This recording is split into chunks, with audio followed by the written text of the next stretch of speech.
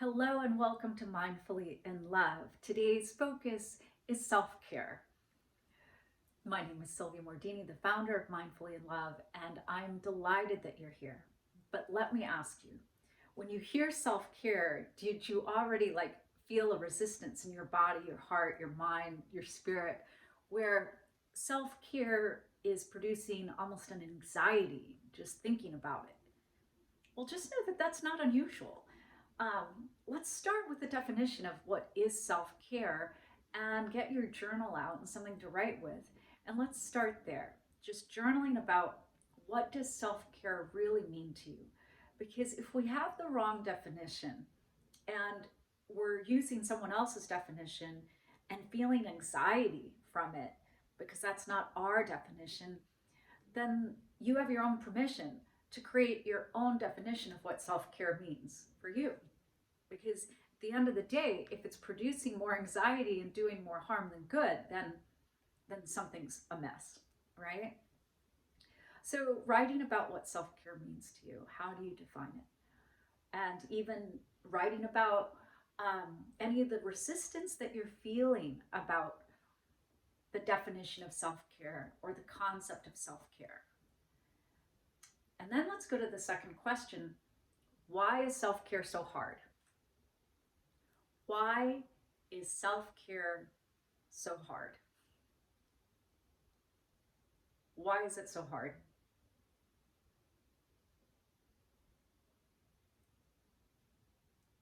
And just be honest with yourself.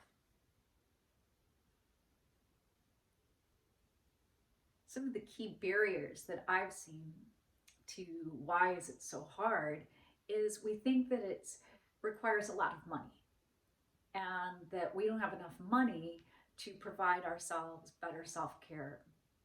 Um, and so then we get very stressed, like I don't have enough money, so then I have to withhold it because if I had more money, then I could offer it. Or there's that comparison, look at what they can do in offering themselves self-care because they have more financial resources than I do. So just consider what comes up for you when you hear that barrier. That is that something that you think about, that you don't have enough money and that's preventing you from better self-care, or not enough time, right? Is there not enough time in your life where you're thinking that if you provide more self-care to yourself, you're taking away from caring for other people? So does self-care feel like to you that if you deposit in your love bank, you got to withdraw from others? Or is it possible that you can literally take care of yourself and really provide yourself self-care that costs nothing, right? Costs nothing and doesn't take away from anyone else. And then look at the concept of self-care around, do you believe that you're deserving? Is self-care something that you've placed a lot of conditions upon, like conditional love? Like, when I lose 5 pounds, then I can do this for myself. When I answer one more email, then I can go out for a walk. When I do 20 more things, then I can take a break and just sit and meditate for a few moments. When I do another whole batch of things and I take care of everybody else and nobody else has anything else they need, then I'll sit and journal. So if you're putting all of these conditions upon self-care, it's no wonder why it's so hard, right? So let's journal. I could take better care of myself by ... I could take better care of myself by ... I could take better care of myself by...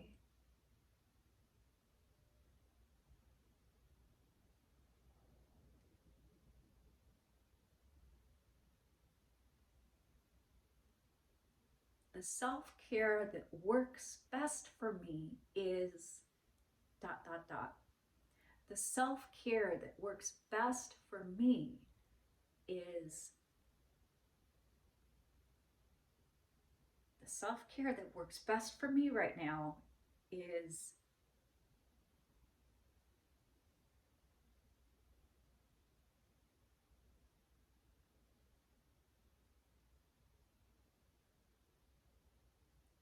What does self-care look like?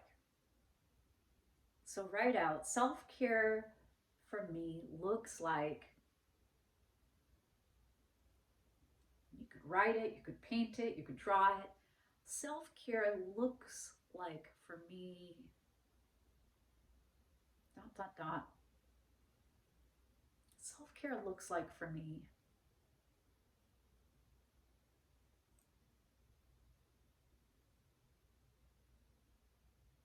Write 3 things you do to relax. Just 3 things. 3 things that you do to relax. What are 3 things that you do to relax?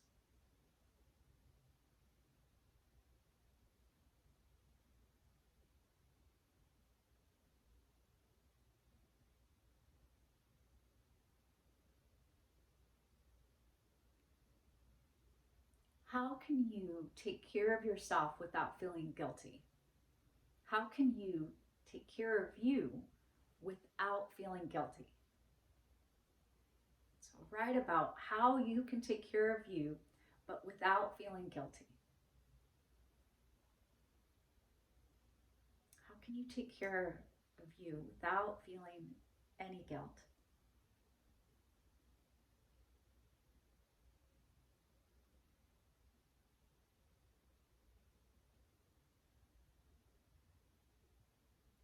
What can you do to stay true to your needs today?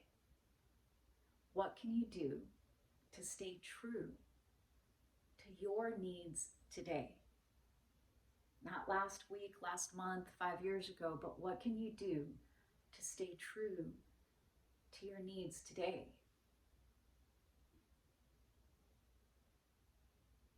And this is why self-care is such a powerful mindfulness practice, because it requires that we tap into the present moment and that we're paying attention to ourselves and to our needs today. And that what worked a year ago, a month ago, may not work anymore. And that we're not designing some sort of program for like 5 years from now, that truly, what is it that you need? Because without knowing what you need, it's very difficult to design antidotes, prescriptions of self-care to remedy those needs. And so really use this time to check in. And I love having a centering question daily in my journal of, what do I need today? It's just that. What do I need today? What do I need to be the best version of myself? What do I need to feel balanced, to feel peaceful, to feel less anxious, to feel more in love with my life? But what do I need today? Try it for a week and see how it goes. If you want more of a Mindfully in Love program, please look below for the details. I'd love for you to consider it. But in the meantime, take a big breath in, open mouth, exhale, hands over your heart, and just ask yourself, what is it that you need in this moment? And then have the courage to give it to yourself. And you'll find that you have the time. You don't need any extra dollars. All it requires is you paying attention to yourself, because you deserve it. From my heart to your heart to the heart of the universe, may you love yourself, love your day, and love your life.